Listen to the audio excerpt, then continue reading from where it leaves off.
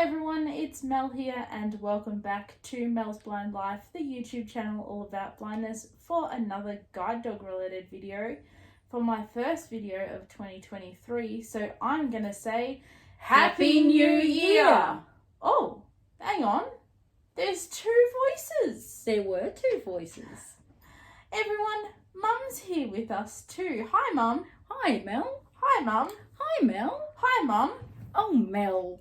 Hello everyone. What are we doing, Mum?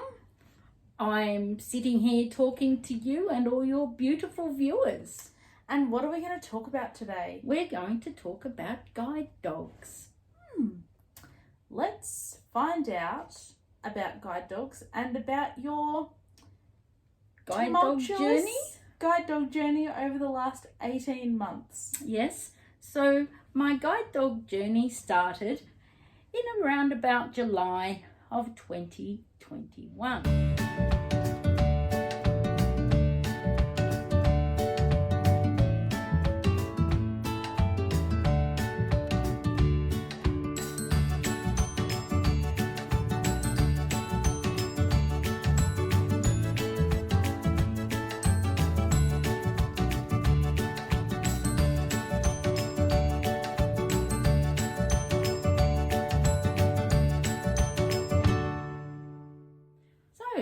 Here in front of us now, we have a cuddle clone of my dog, Sheik, who was my retired guide dog, retired on the end of July 2021. And Sheik retired because he was getting very nervous about working in busy environments, and he was also getting a bit slow. So he went in February of last year to live with my brother and his wife in South Australia. So now he is having a comfortable retired life, travelling around Australia and getting involved in all the activities down in South Australia with my brother and his wife. But it's not the first time that Sheik's travelled around Australia, because you guys did a fantastic video, you and Sheik, when you went on a holiday on a train in 2019. Yes, we did do a little bit of a video for everybody.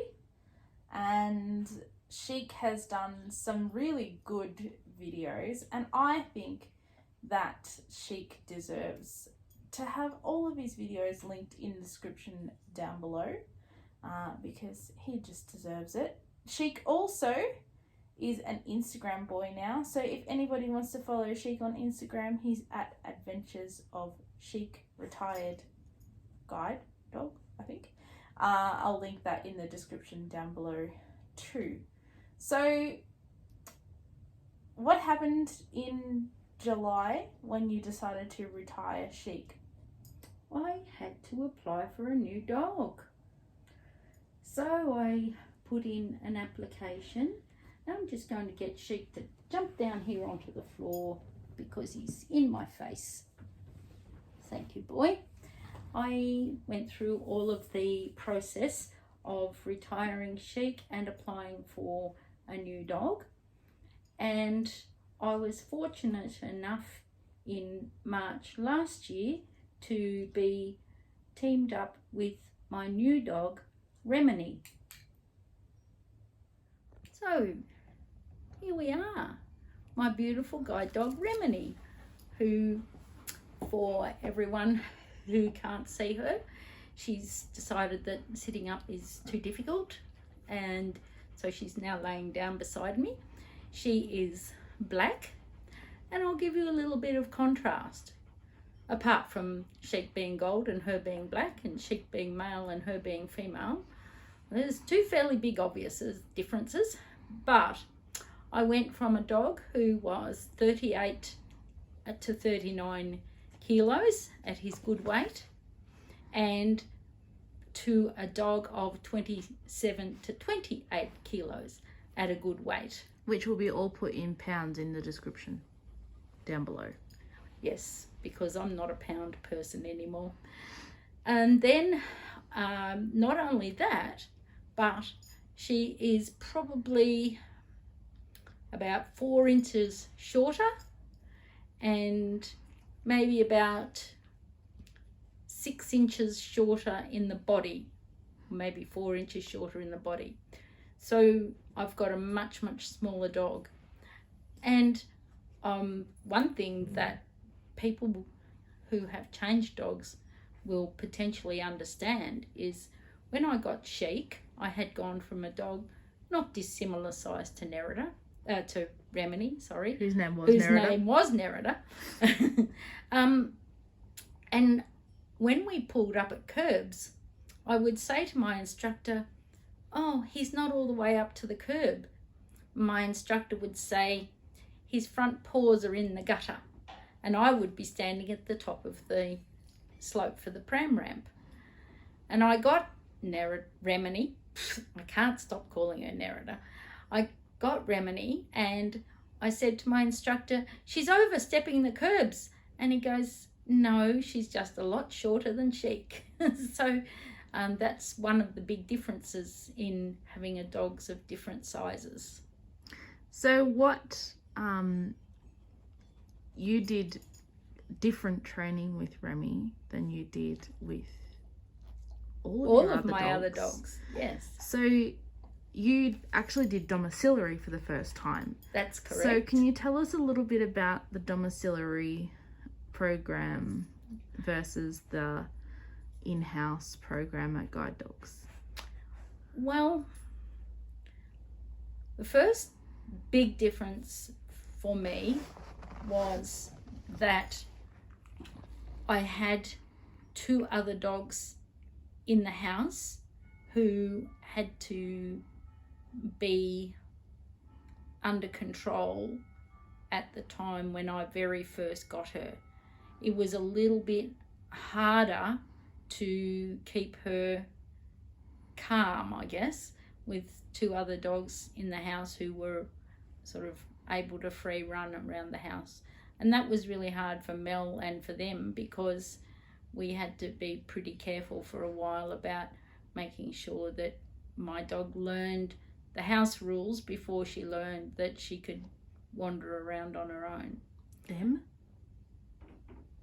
Oh, no, we only had Penny, didn't we? Mm. Anyway, it's another story. Then the next difference was that I was walking my local area, and so the dog was doing 2 things. It was learning the routes that I wanted to do at the same time as me learning how to manage the dog. So that actually cut out one aspect of training in the centre, because I already then, at the end of the training period, had all of my local routes under wraps. The other difference is that I didn't have any time to relax because I was still responsible for doing my share of the housework in terms of cooking and cleaning and washing and all that sort of thing. So it sort of meant that life got very busy for a while. And I think one of the other big things is not being able to communicate with other new users, and that was probably the main differences, I think. So it's been 10 months actually today, the 14th of January, since you got Remy. But you guys have had everything from separation to holidays in far north Queensland. Yes. In that 10 months. We have. What is, and it's hard to tell in a 10-month partnership, but what is Remy's best place to work? I think Remini, a little bit like Sheik, is pretty good anywhere. She tends to listen to instructions rather than worry a great deal about destination. But when we are at home, her destination work is very, very good. So, you know, she's in 10 months, she's probably learnt several different shops by name, mainly things like chemists and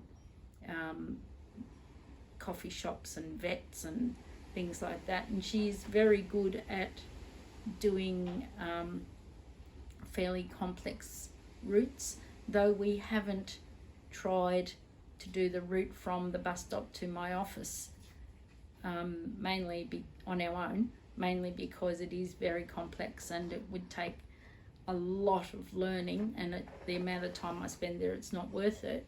But I've noticed, you know, probably we've been through that walk maybe 8 to 10 times in the last 10 months, and I've noticed each time she's doing a little bit more of it more independently. We've now started, instead of following, we've now started to actually get her working, and my work colleagues just telling me if she's going wrong. So she's very good at really complex things, and she's just works anywhere. She's a good little trier. She's always trying.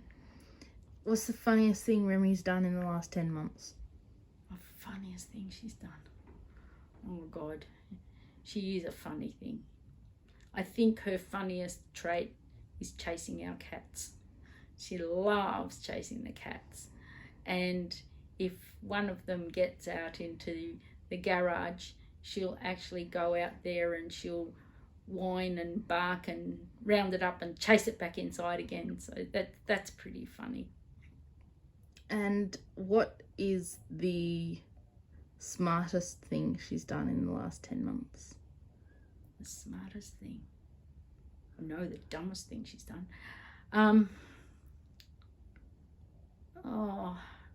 I think just the way that she's taken to going on holidays and being able to, you know, find motel rooms and being able to work in unusual circumstances. And you know, we went to North Queensland, as Mel said, and we stayed at so many different motels, but each one that she stayed at, she learnt our room really quickly. Again, when we were in Tasmania just recently, she learnt our rooms really quickly.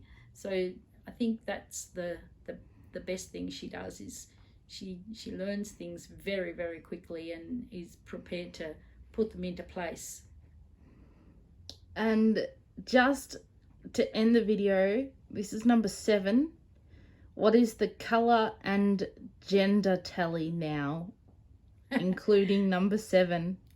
So including number 7, there's been 4 black, 3 gold, 6 female and 1 male. That's pretty impressive. Mm-hmm. And yes. What year was the first one? 1978. That's very impressive. Rem, you've got a bit to live up to, love. Yeah, she sure has. So, but she'll be right. Yeah, she'll get there. And what is your biggest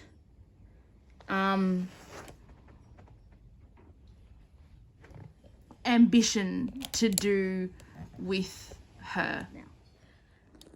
I think my ambition for her is for her to be able to be the best that she's able to be, to take her on lots and lots of holidays and do lots of different things with her, and build on her flexibility, because she's such a flexible worker. I'd like to be able to utilise that to help me get out on more holidays and do more things, and maybe even for the first time ever get to take her overseas, or things like that I've never done before. My husband and I are looking at a trip to New Zealand for, I think it's a 20-odd day holiday, and I'd really love to be able to take her to help us out